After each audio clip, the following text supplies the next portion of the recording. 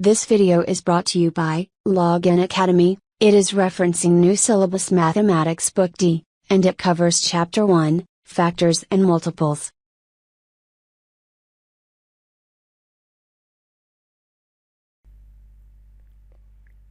Exercise 1A, question number 1।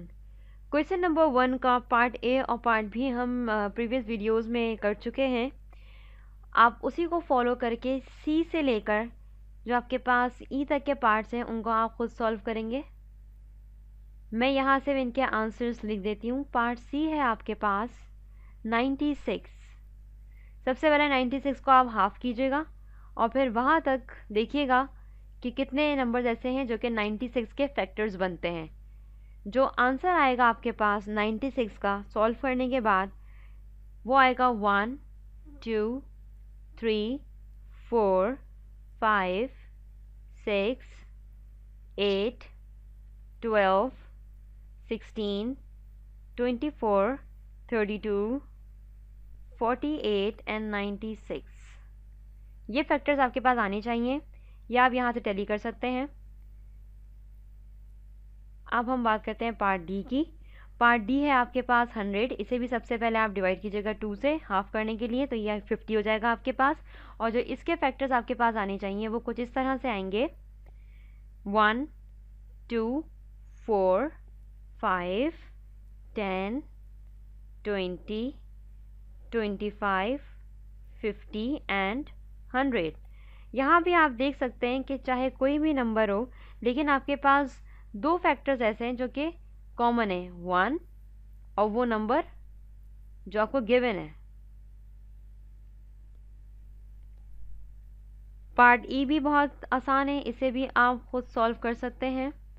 इसे भी सबसे पहले 2 से डिवाइड करके हाफ कीजिएगा। 60 आपके पास हाफ करने के बाद इसका आंसर आएगा। जब आप इसे सॉल्व करेंगे तो जो आपके पास इसके फैक्टर्स आएंगे वो कुछ इस तरह से आएंगे 1 2 3 4 5 6 8 10 12 15 20 24 30 40 60 एंड 120। यहाँ हम पार्ट एफ सॉल्व करेंगे। पार्ट एफ है हमारे पास 210। 210 को जब आप हाफ करेंगे तो आपके पास जो यहाँ पर आंसर आएगा वो आएगा 105।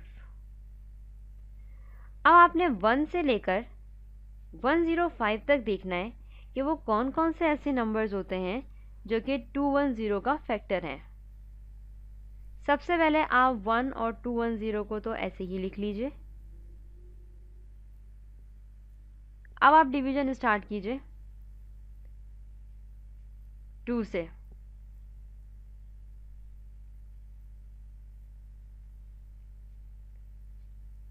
टू और 105 ये दोनों आपके पास फैक्टर्स होंगे। बिल्कुल इसी तरह से 3 को देखिए। 3 आपके पास किस तरह से इसका फैक्टर बनेगा,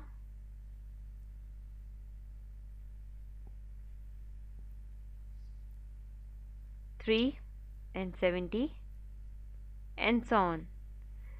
बिल्कुल इसी तरह से आप इसके बाकी के फैक्टर्स मालूम करेंगे डिवाइड करके।